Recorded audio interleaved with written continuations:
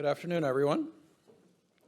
When I joined GRI back in 2015, we felt we needed to ensure GRI was still focused on the right things. As you may remember, GRI was established coming out of the financial crisis, and the aim of championing Canadian risk management was clear.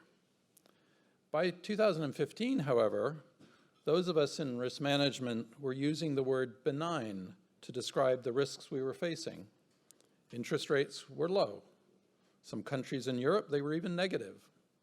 Inflation was low. GDP growth was strong.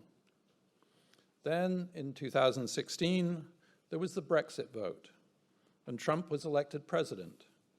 Geopolitical risk became important again. In 2020, while we had previously experienced SARS, no one had expected a global shutdown of the magnitude that COVID caused.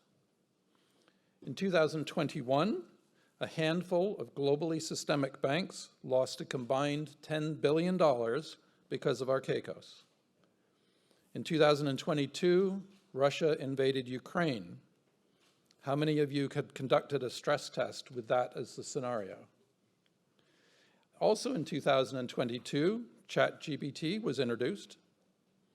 And now in 2023, we have seen bank failures: Silicon Valley Bank, Signature Bank, Credit Suisse, and First Republic. Just last week, we heard that the Antarctic ice shelf was at a record low. As we started this conference this morning, times are a-changing. Today, why GRI was established and what we aim to deliver to our members is more important than ever. Year after year, we convene at the GRI Summit to hear the latest trends and invaluable insights from the leading risk management voices in financial services. And this year's summit has been one of the best ever. Our morning keynote speaker, Neil Ferguson, set the tone by covering the domain of calculable risks versus the domain of uncalculable uncertainty. He talked about the law of unintended consequences, illustrating this by considering monetary policy, public health, politics, geopolitics, the environment, and technology and AI, and the risks that are arising from the unintended consequences of each. His latest book, Doom, is certainly well titled. Our CRO panel shared how leading organizations are navigating this landscape in real time and how uncertainty is impacting business models and organizational strategies. Aligning with the prevailing theme of uncertainty, Superintendent Rutledge introduced a new OSFI focus on integrity and security, including a consideration of foreign interference, integrity and security, both of which will be critical to maintaining the soundness of the financial system.